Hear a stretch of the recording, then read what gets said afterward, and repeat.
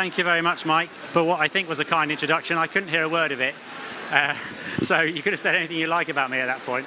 But what I do know is you've been very kind to invite me to come and talk today on the attention stage about the work we've been doing with attention. Oh, a bit closer, here we are.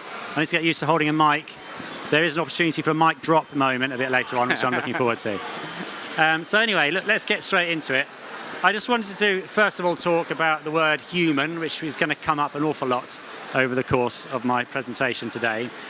Human or humanity is really critical for us, as it is for all of us in this room, I should think. But for GSK in particular, we're very much aware of how complicated things can get in marketing, particularly in a CPG world where we're talking to very specific groups of consumers who have very specific, sometimes medical needs, which our brands can address. And so we're often talking about the importance of keeping it human. And that applies as much to what we produce as much as the way in which we produce it. It's the how and the what. It's a value which really governs the way in which we operate at GSK. And so what we really like about attention is that we've found there's an opportunity to use attention to get closer to the consumer. And that really helps us then to think a bit differently about the way in which we are deploying our media through the funnel.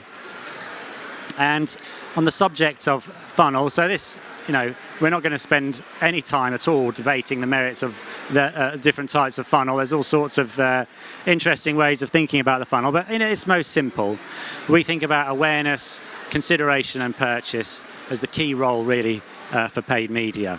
Awareness, very broad, talking to a very broad group of people, but consideration, which is the really kind of key part of the funnel I want to talk about today.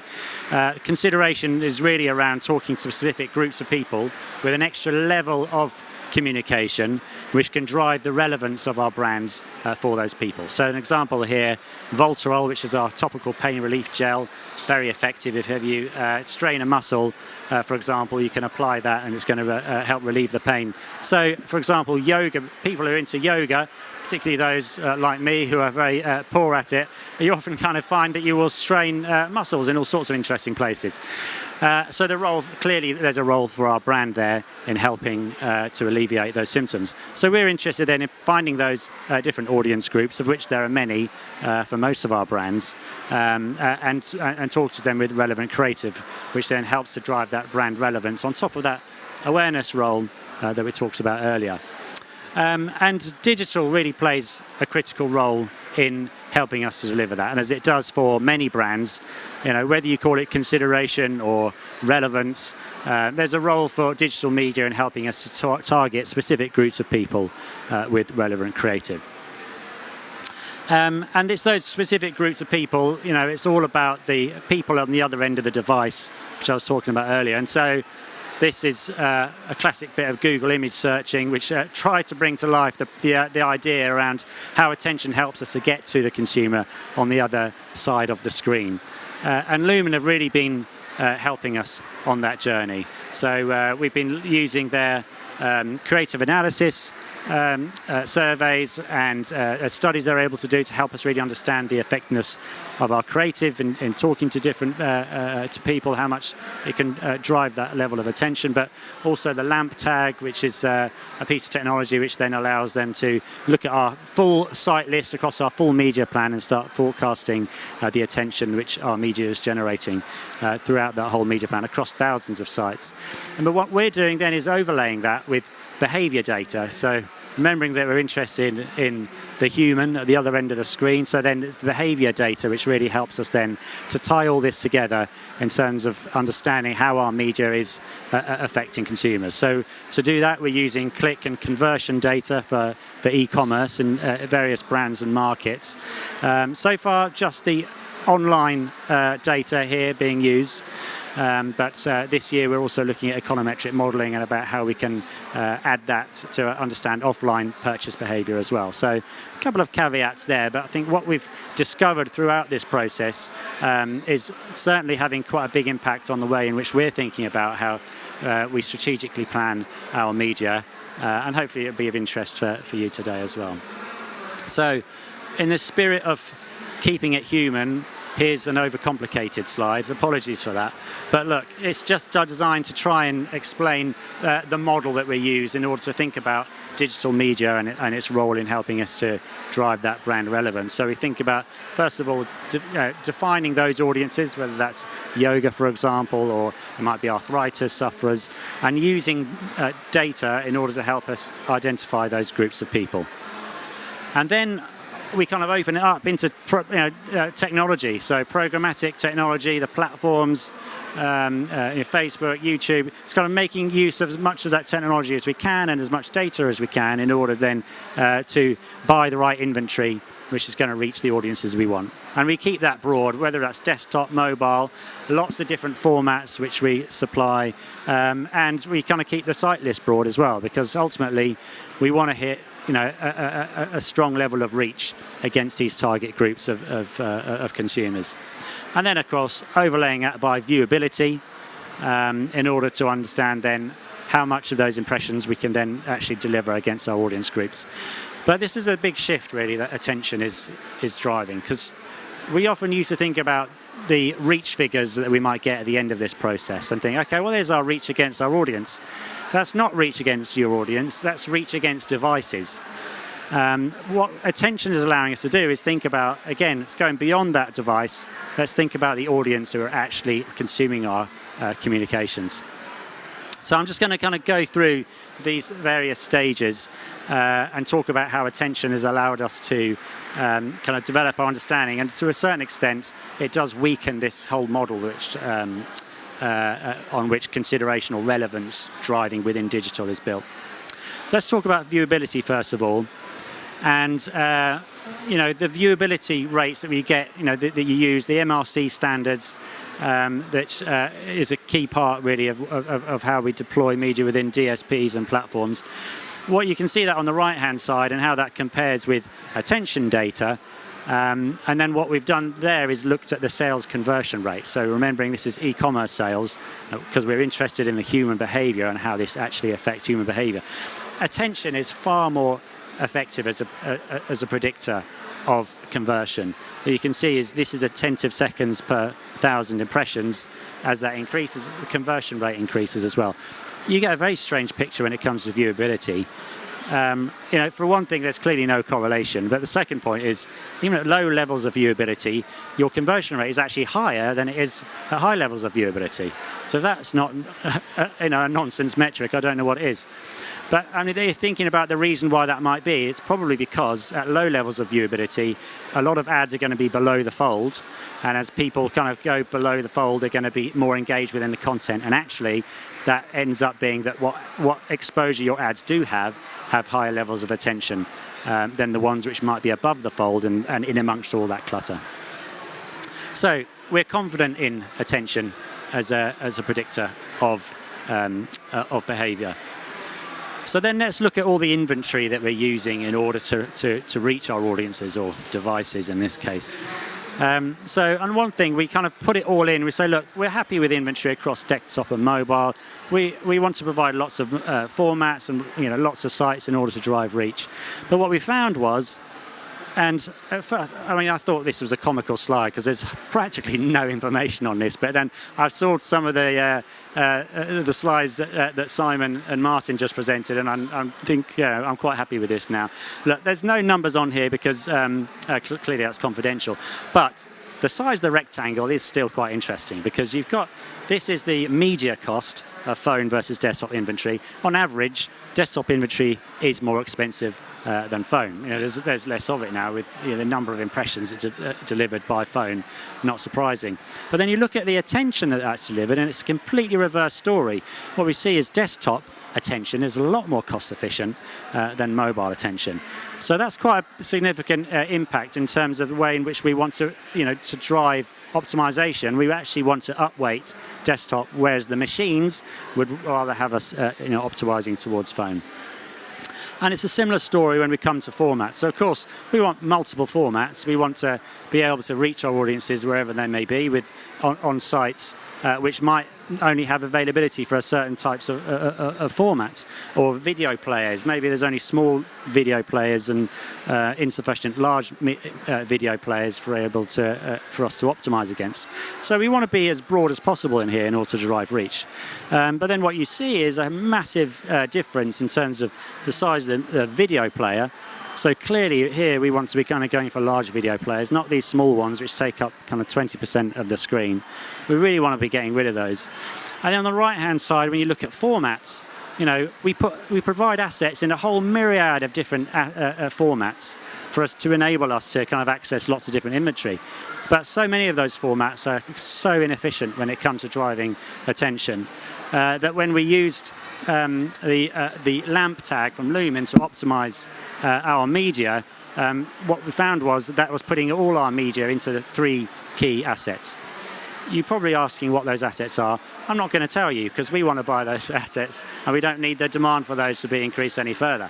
I'm sure over time everyone will end up kind of focusing on these formats, and it's probably no bad thing because media owners will end up tailoring their inventory towards what's really working for advertisers. And then finally, I just wanted to talk about site lists as well. So at the moment, a long tail of sites bought across the open exchange in order to drive that reach against specific audience groups. You can have many thousands of sites. And what attention is allowing us to do is being a lot more picky about the kind of sites that we're willing to buy. So here's some numbers for you. So this is just, these are all real numbers, by the way. This is real data, but obviously I've kind of hidden the website so I don't get sued. But when you look at the costs, it's a similar story as we saw earlier. This cost of site A, the cost of the media looks quite expensive. Okay, so technology is going to optimize away from that site because it says, oh no, your audience is way too expensive to be reached on that site. But then you look at the attentive CPM, so the cost of attention, and it's actually incredibly cost effective. So then what you see is a previously optimized site list might put a relatively small amount of money into this site. The optimization process we went through ended up being a hell of a lot more budget going towards it because it is a lot less clutter and you've got much more engaged users using it. And you get at the other end of the scale, you get a site here which looks low cost from a media perspective, but the cost of attention is very expensive. So then we end up optimizing away from that.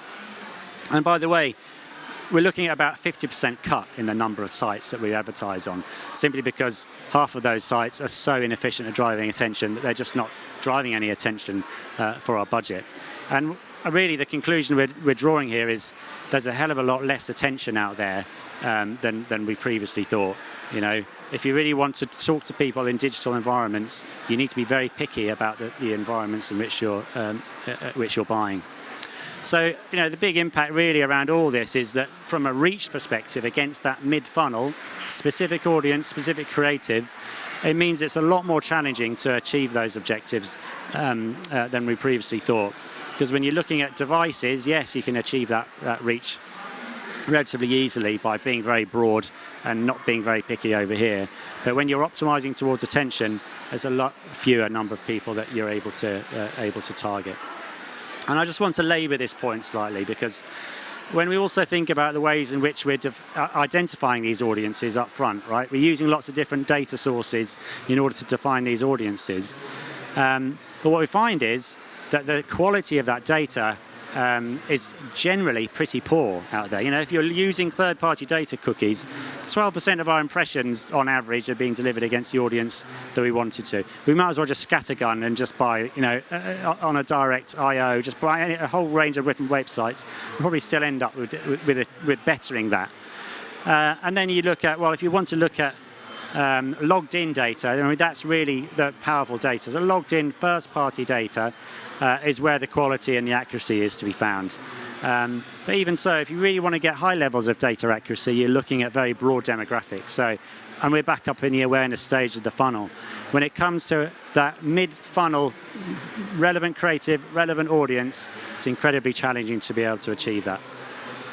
So what that means is that kind of really does undermine that kind of old model that we were using for digital. And in fact, we need to think more broadly about the full range of media channels available to us.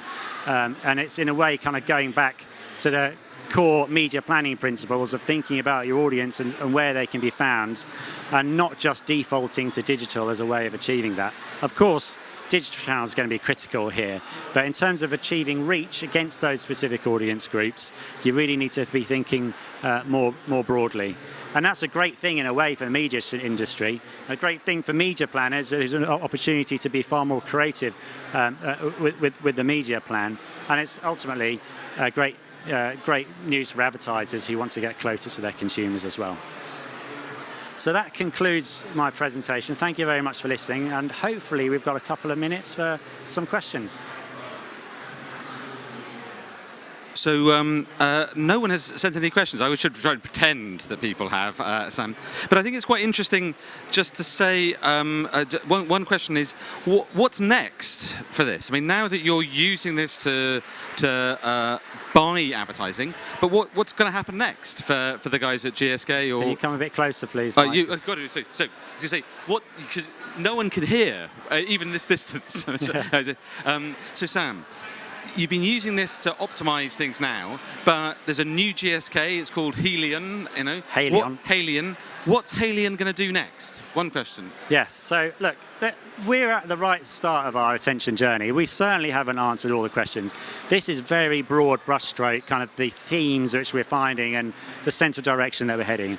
But we've still got a lot more to learn about the granularity of attention and where that's to be found. So, in every presentation that I've seen here today, the one we just saw from Dreams, there's stuff which I'm learning there which we weren't aware of. But still, everyone's at an early stages of their journey here. So there's much more that we're going to do to test. And particularly interesting for us is around this kind of this concept around data quality. And is there certain kinds of data which allows us to access the right audiences, but in the right environments where we can actually drive that attention and ultimately drive that reach against that mid-funnel objective that we have. And one final question. Obviously, you're a man in demand. You've got a new job coming up at Sky. This data you've been talking about has obviously implications for programmatic and things, but Simon was talking about TV.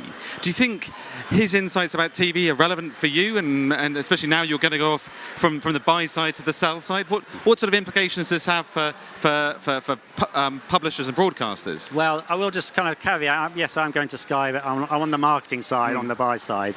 But nevertheless, I think the point is, yes, you're absolutely right, and as we heard from Dreams and Ubiquity, TV is a big kind of frontier when it comes to attention.